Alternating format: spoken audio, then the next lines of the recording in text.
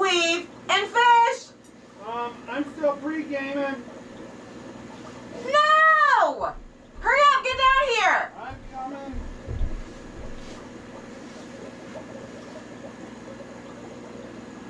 What is this? Fish killer! You're seriously recording already? No, I am not a fish killer. We went over this for a half an hour last episode. We're not doing it again. Well, I decided I either needed to caution you to stay away, or definitely cautioning the fish too. Well, this is not what we're going to be talking about this week. So, I'm going to trade this in for a nice cold beer and whatever she drinks, and we'll be right back with Beer Weaving Fish, episode 4.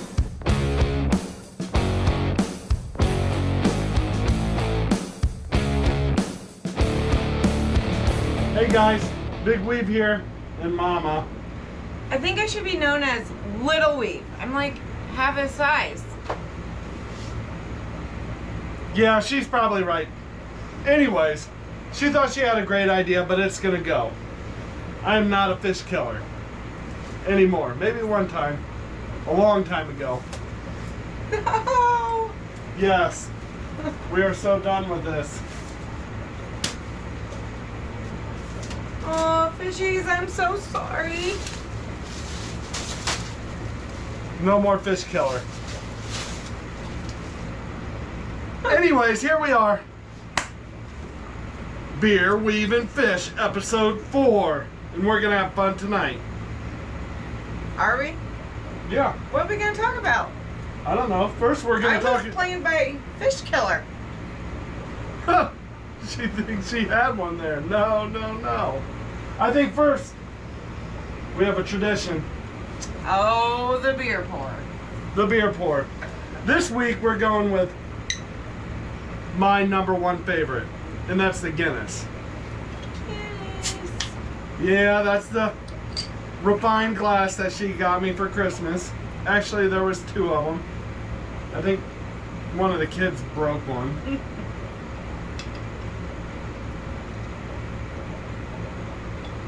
Look at it. Pour, smooth, refined, dark, like a fine coffee from Jamaica. Wait, whoa, whoa, whoa, whoa, whoa, whoa, whoa, whoa, whoa, whoa. You don't drink beer? Sometimes. I just want to try a sip. Not How that is it? good. It's amazing. Look at the nice head on this. Probably should put in 2 of them. Nah, we'll just go with it. What are you drinking? You already know. Same thing every week. White Claw. Blech. Anyways, Beer Weaving Fish time.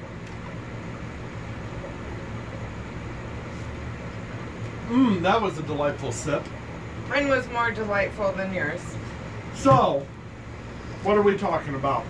Last week we talked about pretty much a story of how we came to have this fish room.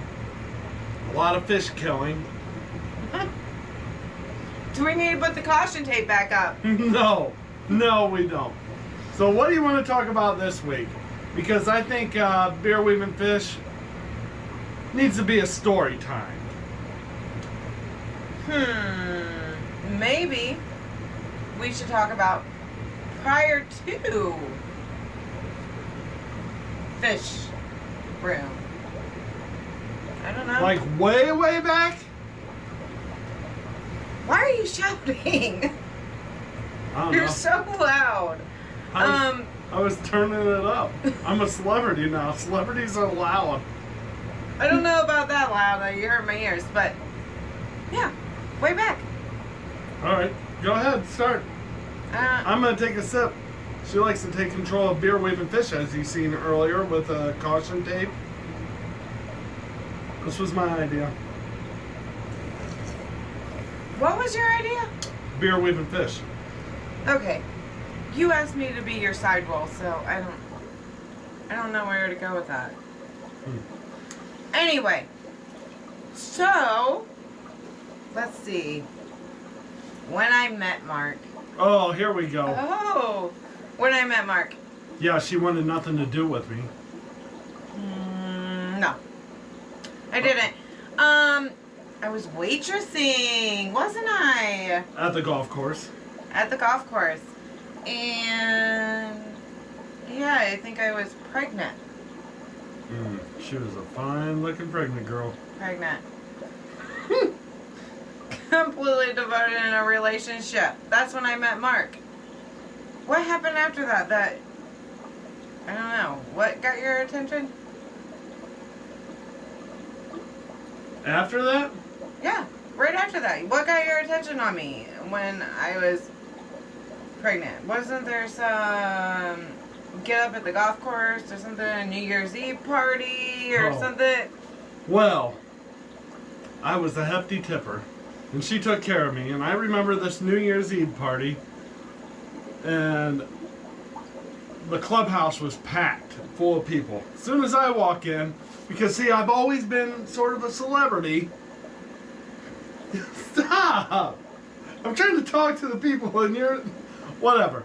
Anyway, as soon as I walked in, she seen me. To me, or to her, I was probably like the brightest star in the sky. Because she ran to me and she goes, "What can I get you?"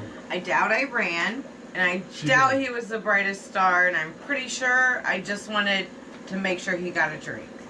None of that occurred the way it did in his Everybody else was ignored, and I got my drink. They weren't ignored.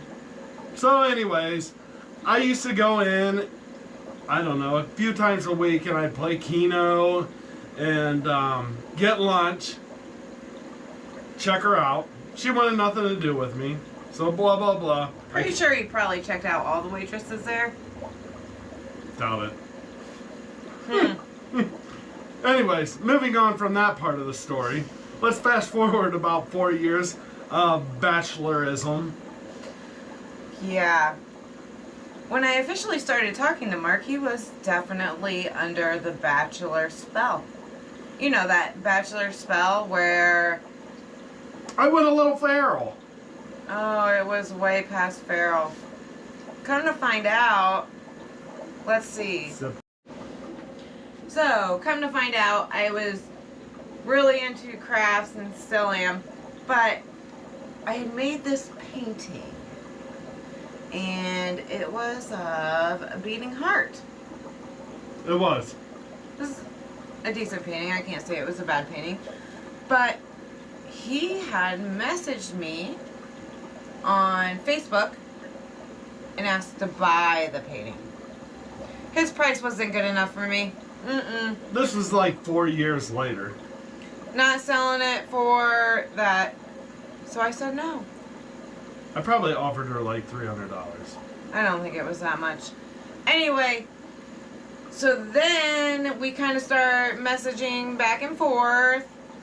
And we hung out. I think his bar visits maybe came a little less. I'm not sure, but maybe. Yeah. A little. I stopped going to the bar. Started waiting for phone calls. But this was the bachelor guy.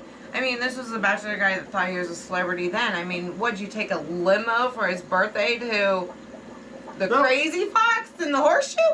That was my 30th birthday. Like, do you understand? You're not from here. Crazy Fox, Horseshoe, no-go zone. Kind of gross. I wouldn't go in them for anything nowadays. But I'm refined now. Thanks to her. Took a long time. So anyways, she wants to talk about this. I remember the first couple times she came over. Taking sips without me. And I remember one particular time she came over and we were going to watch a movie. Sitting on the couch. Oh, yeah. That's probably not an event we need to share. But it's a good story. So I'm putting in a Blu-ray. Are we on PG-13 or PG? Anyways, we're going to move on from that one. She did kind of win me over right there. Oh. Alright. So, anyway, moving on from the Blu-ray story, I think that was the first time we actually hung out together. It was the second. I remember that night really, really well. No, I think it was the first. It was after Really? I was at the lakes. You were pretty tan. And I came back and I was wearing a short pair of shorts. They were real short. Really, really short. I think she wanted me. I think But anyways. not. Basic friend zone. Took him a little minute to get out of the friend zone because it took him a minute to give me that first little smooch. Stop. Anyway, moving on from there. What happened next? I mean, he was still living as a bachelor. We both had 2 kids, and we would pretty much just see each other on the weekend nights. We either didn't have our kids, or the weekend nights that we had babysitters for our kids. Oh. Thanks, Mom and Dad. The funny thing about that is, this girl, she would bring over so many clothes for one night. A whole basket full of clothes. Wasn't a basket, definitely a bag, and there was just several different No, there was so much. options. She would call me on Thursday nights. I know she was drinking the wine as she's doing laundry and getting ready to come over on Friday night. It was a big theatrical thing. And why she's doing that? What was I doing? Probably cooking a cheeseburger, that's all you did. You ate cheeseburgers, I think, every day of the night. Every day of the week. I did. And I was in a lot better of shape. cheeseburgers. But anyways, while she was doing that's that, something to talk about. What? Well, just for the fact that when I met him, he might have been 40 pounds lighter. 30? Really? Okay, 20. I'm healthy now. He's healthy. I could lose about He 30 has pounds. the good cooking of Mama. The little weave. Yeah, the little weave. And if anybody knows us, yeah, he does most of the cooking. So while she was getting ready on Friday or Thursday nights, I'll let the secret out. I spent a lot of time throwing all my laundry in the closet and hiding all my bachelorisms. Here to come find out after, months and months and years until I move in. Years? Year. A year. That's all it took. A year until I moved in. There was many nights that our now teenage daughter, that's 15, who was 8 Yeah, she was 8. at the time, was throwing his laundry in a closet for him and helping him clean up the house. Here I thought I was coming into a halfway decent cleaned house. It wasn't bad by no means. Wasn't perfect by no means. But halfway decent. Could livable house. But all the laundry was in the closet. Yeah. Yeah, a little secret. Kind of figured me out there. Sweeping the floors. So I was a little feral there for a while. And then Mama moved in, made me get rid of my catfish, Charlie, that I talked Hold about. on, before the catfish. Before the catfish. Which, that's a good point. He did have one catfish in a tank and, come on. Bachelor, all around. This is another good point to mention. That is the fact that evidently within 6 months of dating him, I didn't know he had a dog. How can you date someone and not know they don't have a dog? I mean, this is a pretty big deal. It's like a grown dog. I think, what was her name? Polly or? Who was Polly? I don't even know what happened to Polly. Kind of like fishes. Anyway. She moved in with my mom. Anyway. He had And a it dog. wasn't 6 months. It was a few weeks. No. Definitely longer than a few weeks. Because we didn't let our kids interact with one another and we were still just filling out the game, I'd come over, of course, I told you this, on the weekends and when I didn't have the kids. Here at nighttime, which it would have been nighttime when I was here, he kept the dog in the basement. And it slept in the basement. And then he'd let it out in the mornings. Before I even woke up. She was a heavy sleeper. I didn't know he had a dog for the first 6 months of our relationship. 3 weeks. 6 months. Anyways. It was a long time. And then there was one morning I woke up, and I think I woke up before him, and I look out the back door, which is a big, what do you call those doors? Double? Yeah, like a double door. A double door that are nothing but glass.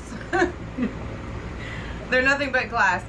And I look out that, and there is, I think, corn. Yeah, maybe corn, jungle plants, I don't know what, growing in the backyard, and they're about this high. I was trying to grow corn Like, and pumpkins. Because you can grow pumpkins and corn. you live in the city. Like, Urban farming. I mean, plants this high. I don't know.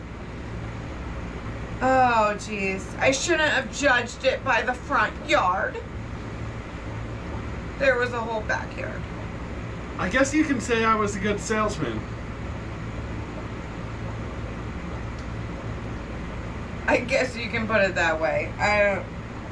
There was definitely some bachelor stuff happening in this house prior to me. There was. And for some reason, I don't know why, but I let her get her little claws into me and change a lot of it. Okay, so then we're gonna fast forward. Moving forward. So kids meet, right? Yeah. We start doing things together as a big whole unit. And And kids get along great. We're getting along great. Sip time. Moving forward. And we're getting ready. I'm getting ready to move in. I still don't know he has a dog. I don't. Still The no dog was gone before she moved in. And I think you also cleaned up the backyard before I moved in. I did. Yeah. I was starting to change. Going through the metamorphosis of feral to reserved. Yeah, it took you a lot longer to be refined. So then we have, anyway, move-in day. Guess what? I find What was that?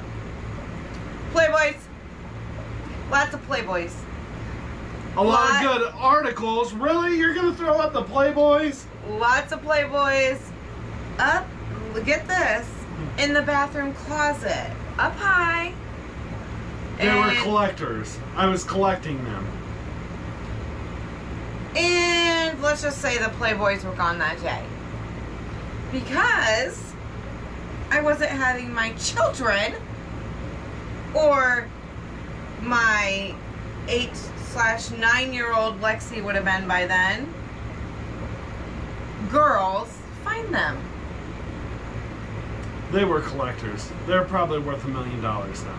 They're probably worth nothing, and Yeah, they're worth nothing because they're in the trash. besides hurting our girls' self-esteem.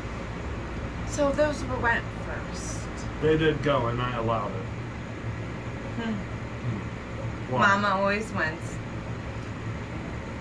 Anyway, so then moving, that happened. I think the title of this beer weaving fish could be Mama Modeling Clay. Because that's how I feel, like a block of clay that you just modeled how you wanted it. Wow. Yeah. Pretty much. You gotta train them. If you don't train them right away, then who knows how they're gonna end up. And you don't want them ending up bad. I'm sorry you never had a woman train you good enough. Okay, so here, let me tell you this little story. There's warning signs before all of this. For some reason, I kiss Mama's butt all the time.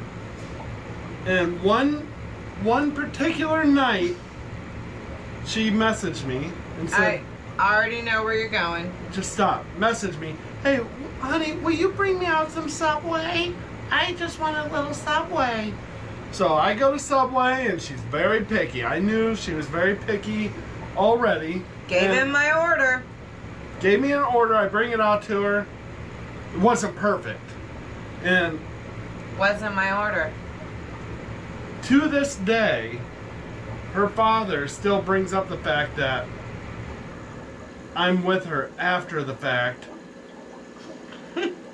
She didn't appreciate the sub I brought out to her because it wasn't perfect. I should have known right then that she was high maintenance.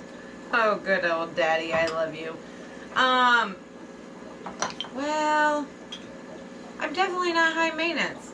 You could get a lot higher than bringing out the wrong sub to your future wife. Pouring another one already, are you? Yeah, I need it for this story. You know what? These beer weaving fishes are turning into everything the big weave doesn't do right. You know what? He used to be real sweet when we were dating. He would bring me white chocolate covered strawberries to work. He'd even make the packaging look pretty and put it in a little jar. He's a hell of a guy. Do you know the last time I got white chocolate covered strawberries? That one time. One time. Yeah, well. I think he was fishing then. He was like trying to reel me in, you know? Definitely reeling. I should have cut the line. You got a pretty good fish. And then I got screwed.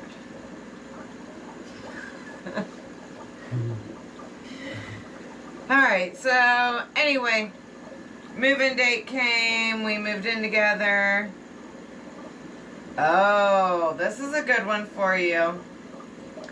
So at the time, we had little Ava. I had little Ava. That's her oldest daughter. Would have been 6. Yeah, Ava would have been 6. 5, 6 range. No, because her and Zuri are only 3 years. Well, she might have been 5. Yeah, she had to have been probably 5. Lexi would have been 8, 9. Mhm. Probably 9. By the time we moved in together. Xander was 3 or 2? 2. 3. 3. I think he was 3. And then Zuri would have been coming up on 2, being Yeah. 2. And she's my youngest daughter. So you got Zuri, the youngest, Xander, the only male, His child. mine, Ava, her oldest, and then Lexi, my oldest. Yes. Our 4 little For the little preciouses. mumpkins. Little muckins.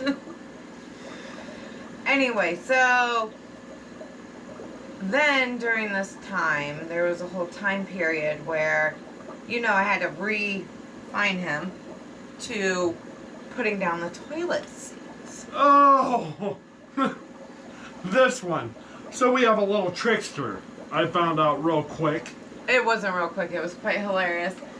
Anyway, we're talking a year, maybe 2 into living together. I think Probably we a were year. married. I think we were even married at that time. We probably were married. And I came a long way by this And time. he still had a little trouble putting down that toilet seat. Men, you don't leave that toilet seat up for your women. That just goes down. You don't want them falling in your piss mess. Can I say piss? Yeah. Okay. You don't want them falling in that mess. Especially at nighttime, it's not fun. Anyway, so I yelled at him a few times about leaving it up. Well, then it got worse. Like, it was like he went back to bachelorism and went back to this time where he just would leave it up. Always. Yeah. Non-stop. I got blamed for leaving the toilet seat up all the time. And it wasn't me. Get this. This is funny. It was our youngest, Zuri, which is a girl. She would wait for me to leave the bathroom, run in the bathroom when nobody was looking, and put the toilet seat up and laugh as I got yelled at. She was laughing hysterically as he got blamed. It was... That's a good one. You got it. This is awful. And she's, what, 3 or 4 at the time? 4. I think 4. I think everybody on Beer, Weed, and Fish are going to pity me.